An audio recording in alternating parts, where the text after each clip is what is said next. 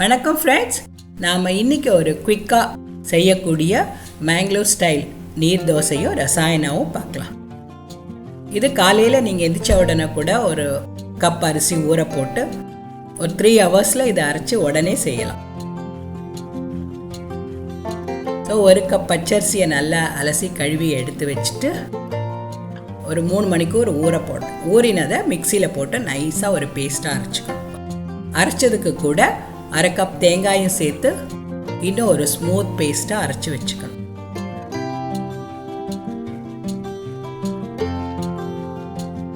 இதை ஒரு பாத்திரத்தில் நம்ம எடுத்து வச்சுக்கலாம்.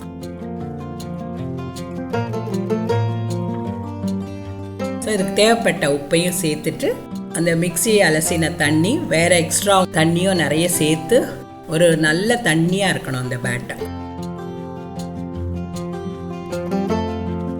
ஸோ இது மாதிரி ஸோ கூட எவ்வளோ தண்ணி வேணுமோ நீங்கள் அதை சேர்த்து இந்த கன்சிஸ்டன்சி வர்றது வரைக்கும் அது நல்லா மிக்ஸ் பண்ணி வச்சுக்கலாம். அதுக்கப்புறம் ஒரு தோசைக்கல்லை காய போட்டு அது நல்லா தொடச்சிட்டு அதில் ஒரு கப் இல்லை ஒரு ஸ்பூன் மாவு ஊற்றி முள்ள அதை ரொட்டேட் பண்ணும்போது நல்ல தின்னாக சாஃப்டாக வரும்.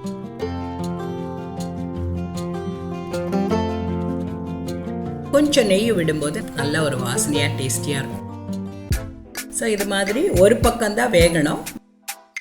நல்ல சாஃப்டாக வெந்ததும் அந்த ஓரமெல்லாம் முள்ள விட்டு வந்த உடனே நம்ம அதை எடுத்து வச்சுக்கலாம்.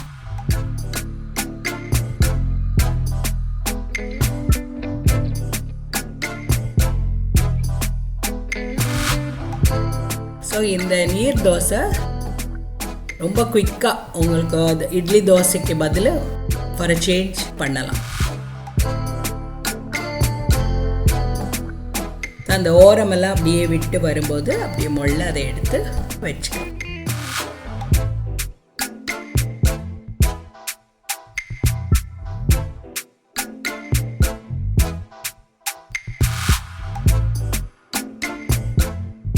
ஸோ ரொம்ப பஞ்சு போல் சாஃப்டாக இருக்கக்கூடிய இந்த நீர் தோசைக்கு கூட நம்ம ரசாயனா செய்ய போகிறோம். இப்போ இது எப்படி செய்யறதுங்கிறத பார்க்கலாம். இதுக்கு மிக்சியில் ஒரு கப் பொடி நறுக்கின மாம்பழ துண்டுகளை எடுத்து அதையும் நல்லா பல்பாக அரைச்சி வச்சுக்கணும். அதே இது மிக்சியில் நம்ம கொஞ்சம் வெல்லம், அந்த மாம்பழத்துக்கு ஏற்ற வெல்லம் சேர்த்து கொஞ்சம் ஏலக்காய்,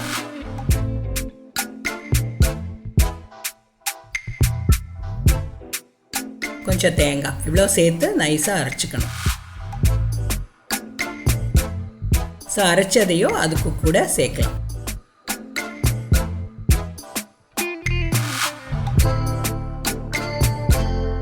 ஸோ கொஞ்சம் டைல்யூட் பண்ணுறதுக்கு நீங்கள் பால் இல்லை தேங்காய் பால் கூட கொஞ்சம் சேர்த்து நல்லா மிக்ஸ் பண்ணி உங்களுக்கு எந்த கன்சிஸ்டன்சி வேணுமோ அதுக்கேற்ற மாதிரி அட்ஜஸ்ட் பண்ணிக்கலாம். ஸோ இப்போ நல்லா ஒரு டேஸ்டியான மேங்கோ ரசாயனாவும் தயாராகிடுச்சு.